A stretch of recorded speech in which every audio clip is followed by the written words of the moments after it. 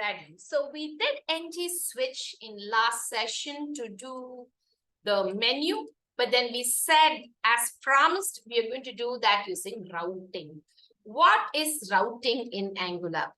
Angular application could change the content of a particular place with a different component. That means it can replace the content of one component with another component's content based on the URL.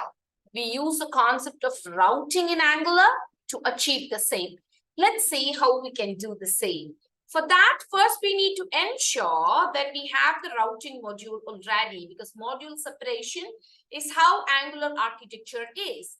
Now, if we look, we have the routing module. I hope you remember in the first session, the first video of Angular, when we created the Angular application, we did add the routing module when it asked for. So that is how the app routing module came into the picture.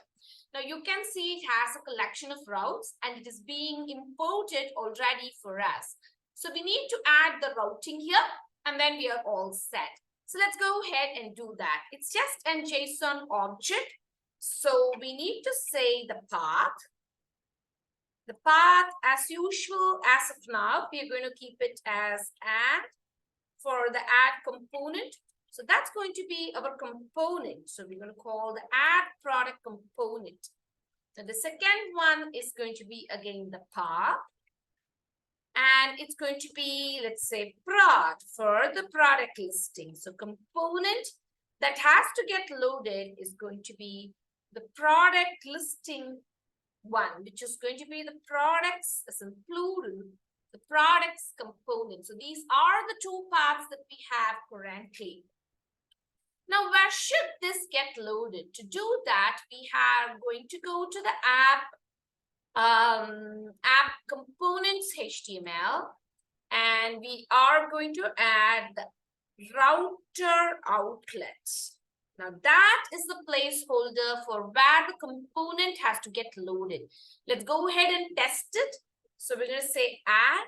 Now you can see the add component getting loaded. So instead, when we go for the prod, now you can see the product component getting loaded. But wait, is that the SPA? No, right? So when I said add, the page kind of refreshed itself and then produced the result. That means that I cannot do it this way, but then there has to be some other way. We already have the menu. So how could we make use of the menu is what we are going to see right now. For that, we're going to go to the menu components HTML. And for time being, we will comment all this, the whole content.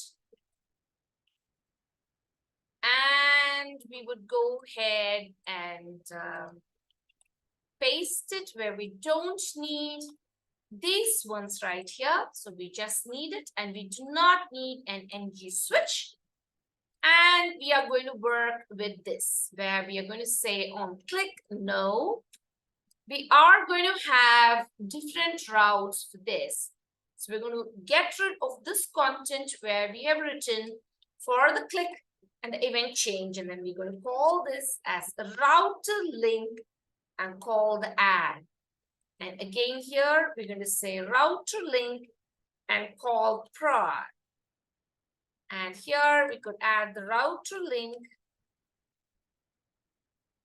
and call the home. Though we do not have anything for the home. Now let's check it out. Now you can see we are not using the ng switch, but still using the route. You can see that it is the route getting changed. So you can see when I click add, it's add, and the add component gets loaded. And when you inspect the element, you would be able to notice that it gets loaded exactly after our router outlet. Now that's my app route. You can notice it there. And that's my router outlet that marks the position where the component has to get loaded when you actually change the menu on the top. Now that will give you a fair idea of why we might be requiring. You can see the change there. So below the router outlet is where change happens. Isn't that pretty cool? Now we did say that We are going to do also a button-based routing, which we would see in our next video.